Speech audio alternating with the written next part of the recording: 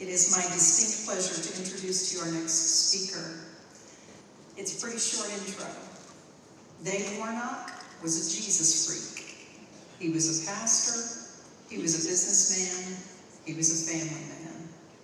Now he's an atheist living with ALS. Please give another warm NaNoCon welcome to Dave Warnock.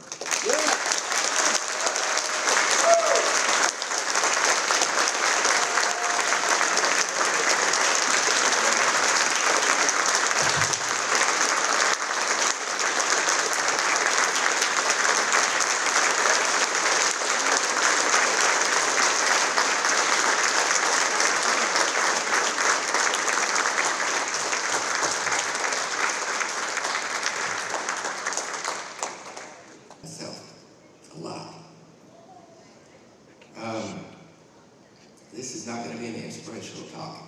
It's a confession.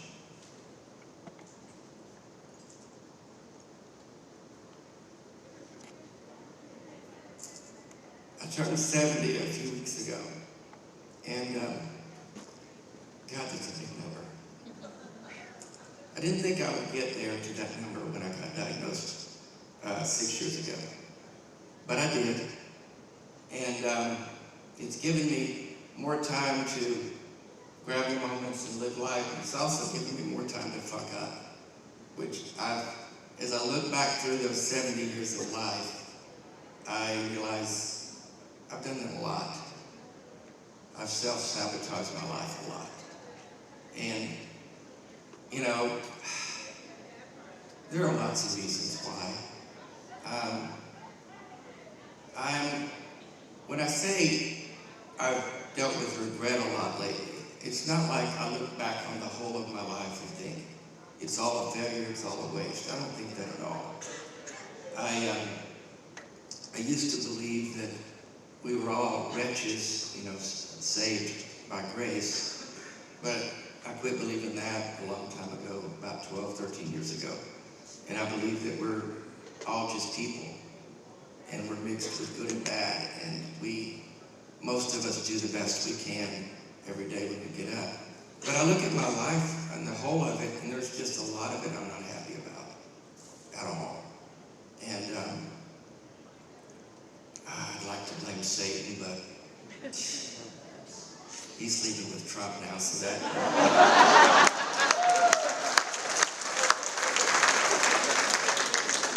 If you don't know what that means, Google South Park.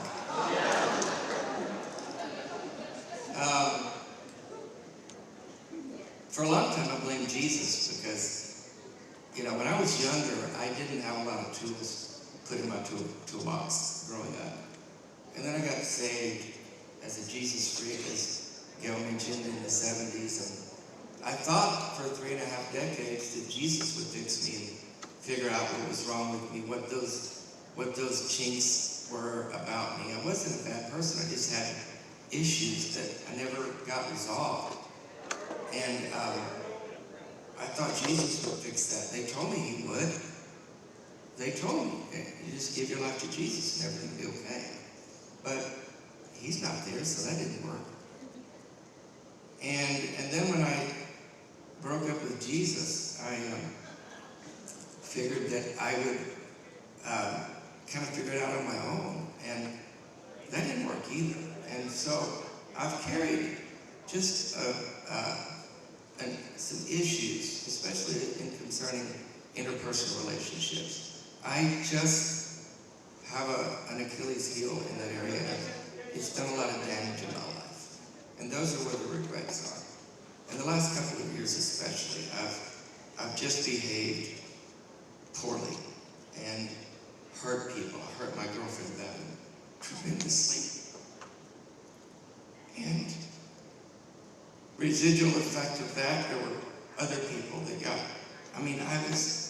my behavior was betrayal and deceit and lies and cheating. The worst of the worst of human behavior. Maybe not the worst. I'm not in the Epstein files, so as far as I know. There are no files. But if there are, the Democrats made them. So figure that out on your own, because I can't. But I've behaved in ways I'm not proud of. In fact, I'm ashamed of them. And I've behaved in ways that are not consistent with character and morality, that I know what right is and what wrong is. And you don't need a Bible to tell you that. In fact, the Bible gets it wrong so much. Genocide, anybody? But why am I telling you guys all this? Because I need to. I need to be transparent. I need to try to be accountable for my behavior and for poor choices and for the damage and the hurt that I cause people, because I don't like to hurt people. But I've done it a lot in my life, and I'm really upset about that. And so turning 60, a lot of introspection, a lot of retrospection, and just taking stock. I'm trying to finish well. I've got a few years left, probably, and I want to finish well. I want to be better. I want to do better. And I want to keep trying to do better. I'm not the person I want to be, but I want to be the person I want to be. Does that make sense? And I guess, when I've been doing the dying out loud thing for 6 years, I've always told I'm an inspiration and all that shit. I don't feel like an inspiration. I don't feel like a hero. I don't feel like a guy I don't have it figured out. I guess the point I would make here is don't ever quit trying to be better. Don't ever quit improving. Don't ever quit getting the help you need if there are issues that you can't overcome. If you're not the person you want to be, it's up to you to change it. No God is coming to save you. You know that or you wouldn't be here. If you're not living the life you want to live, change it. Take the steps you need to take, get the help you need to get.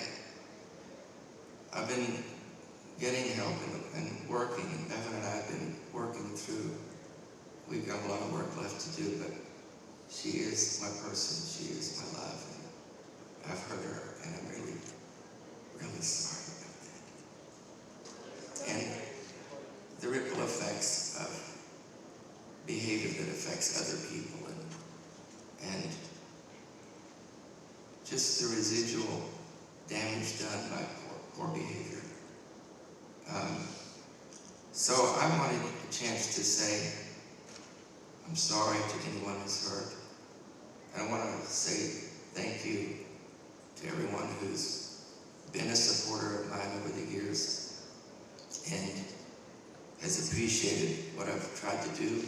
I know I'm a good person.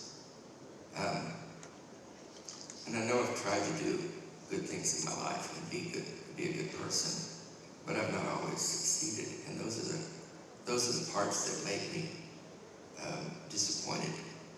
So if you've been hurt or disappointed in me, know that I'm more disappointed in myself than you could ever be toward me. And that's for real.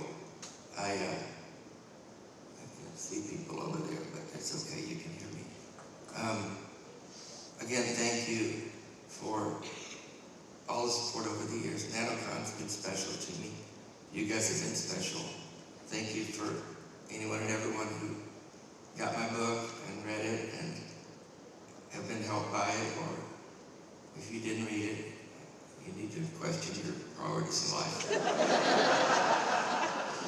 It's not too late. It's on Amazon.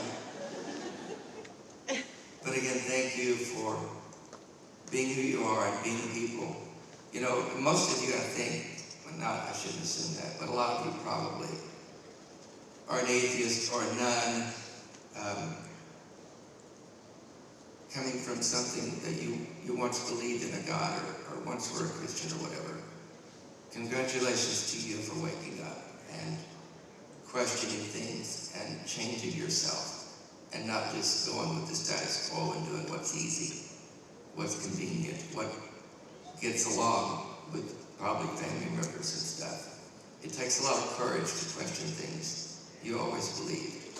So congratulations to you for doing that. And thank you for giving me a chance to share my heart again with you. God bless you.